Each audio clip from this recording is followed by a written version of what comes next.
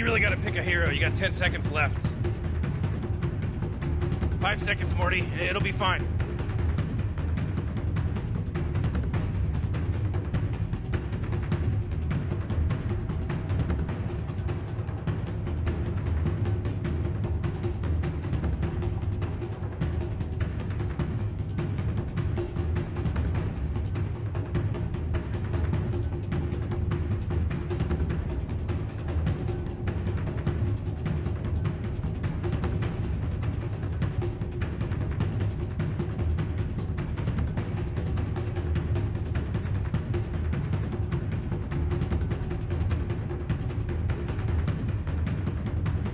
Oh, Dire team banned.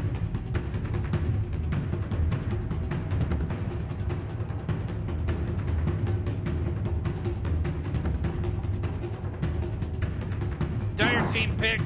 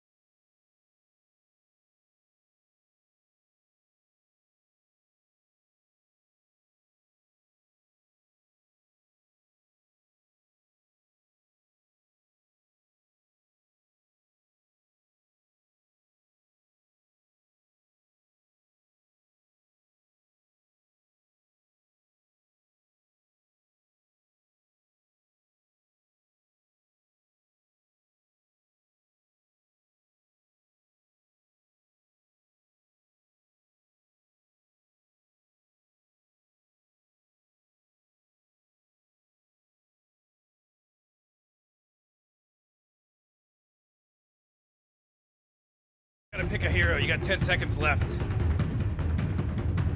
Yeah, 5 seconds left now.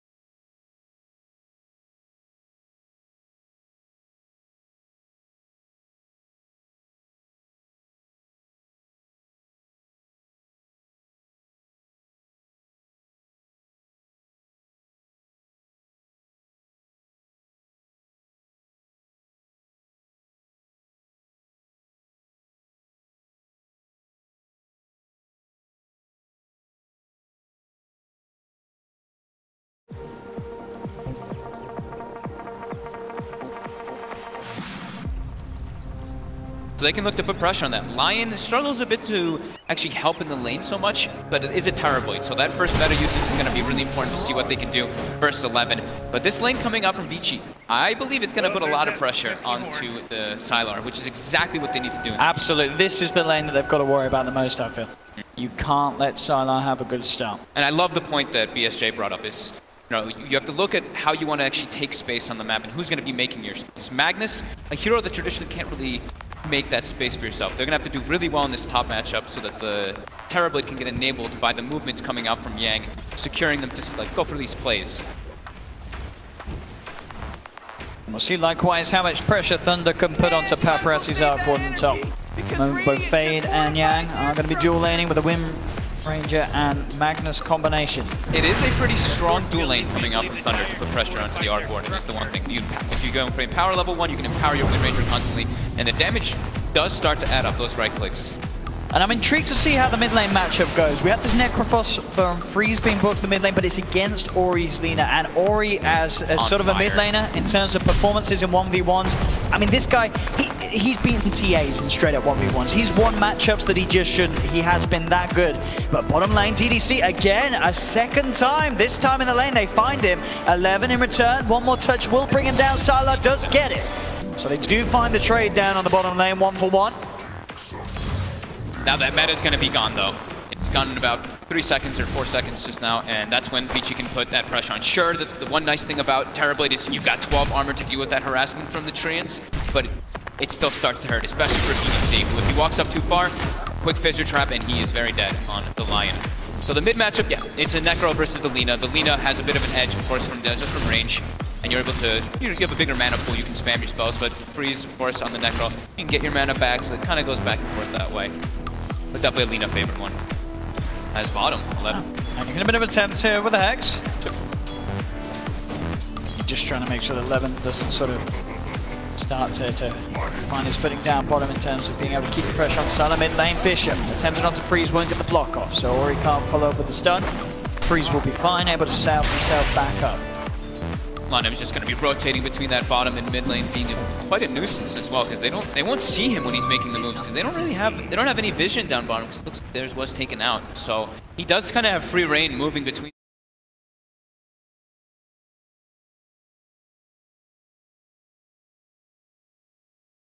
Lanes, both Paparazzi and Sylar seemingly able to farm at the moment. The pressure from each respective dual lane, not enough to sort of throw the carries off their stride at the moment. Bit of a different duo of supports that we've seen, I guess you could say, traditionally, is the Lion as well as the Wind Ranger. Bit different because what they provide is not really team fight. Neither of these two supports give you team fight in the mid game. They're really all about like this single target control. I mean, line stun is AoE, but in the position that you're in, it's really hard to get any items because it's a 5-position Lion. So as for getting a multi-hero Lion stun, it's pretty unlikely. Both off laners at the moment also finding trouble.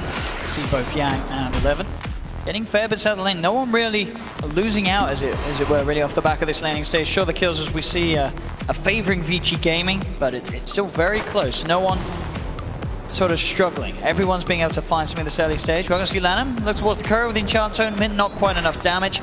We'll still be able to get it back to safety. See up top, a little bit of a go on to Fade. Getting quite a bit of damage here. He's got the stick charges. He's going to go for the TP out. And will not make it. Fenrir and Paparazzi actually have the right click to take him down. Just enough damage. So DDC is in a tough place, but with the zoning from Sylar, from the damage, Lanem now has to start to back away. I mean, that top play there from Fade, he did not think the damage would be there. As he TP'd out in the middle of the lane, he could have tried at least to do it behind the trees, but he just showed himself, and that more in for Fenrir. Yeah, allows him to help his Arc Warden even more with that extra damage. They do get the chase here. The stun into Hex, not quite enough control, and the Fisher's there from Lanham. In fact, they could look to try and turn as they look towards DDC. They're able to corner him. Enchant Totem here comes out from Lanham, and they punch down DDC. Both 11 and Lanham able to keep themselves alive. It's one of the reasons you don't see Lion too much. You can get bullied pretty hard in that laning phase, particularly versus something like a Nature's Prophet who's going to be in your face that whole time. The rotations from Lanham so far have been perfect for his team. Straight back in bottom, DDC. 11's got to be careful. Pretty low at the moment on this Nature's Prophet. There's no meta.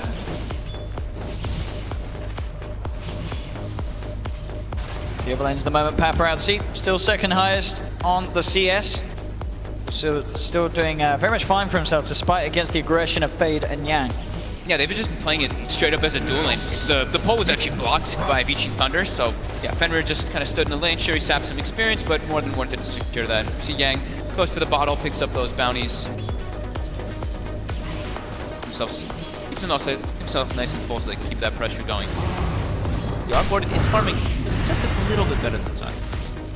Seen down bottom, DDC was looking to try and find the wraparound on 11, but Lanham's hot on the case. Just throws a Fisher down to make sure neither of Sylar or DDC can get any closer to the Prophets. 11 still playing around on this bottom lane, very low on both health and mana. The mid lane, Freeze is now going to be, it's got to be careful. So in terms of the matchup, only a slight sort of CS advantage for Ori, but those extra denies have meant that he has hit 6 first, and Freeze has to respect the amount of burst damage that can come out of this Lina if he gets caught out by the stun. Bottom lane, see again the wraparound, DDC, who find the stun out onto both of them, the Hex as well, straight up setting up for the kill onto 11. Lanham trying to chase down DDC with the Enchant Totem and will find the return kill. Good rotation by Fate.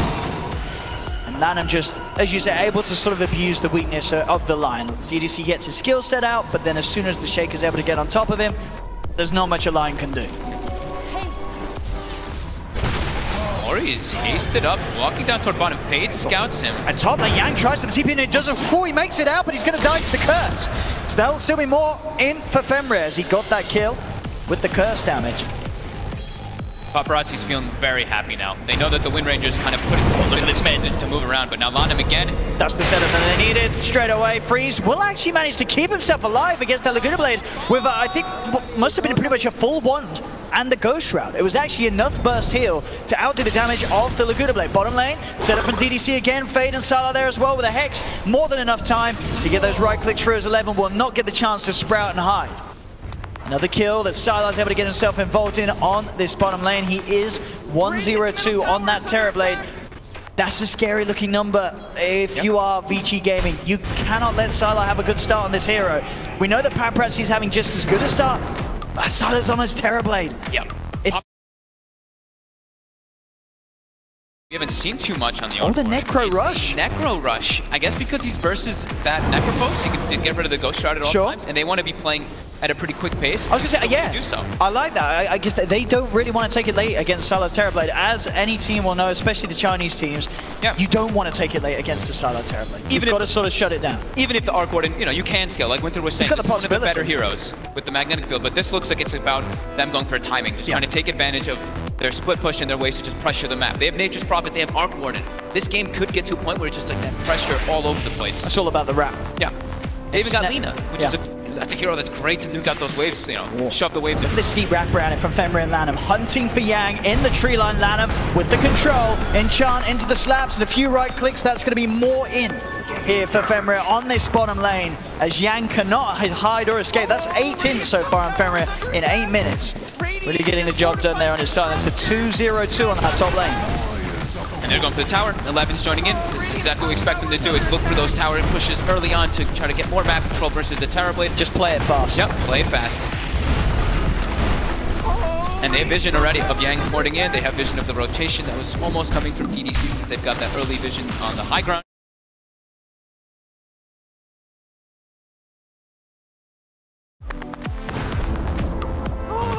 They really do have to, they have to keep the pace up though. If they are going to go for these sort of builds, this sort of play, they can't allow it to sort of get to that sort of closing to the 30-minute mark, where suddenly Sylar will turn up and he will be able to defend these pushes. Mid lane, DDC unable to find the stun, they get the shackle shot, but Ori's already behind the towers, they won't look to lead him for more. Lanham does find the Fisher, and DDC just able to get himself around the tip and back up to the high.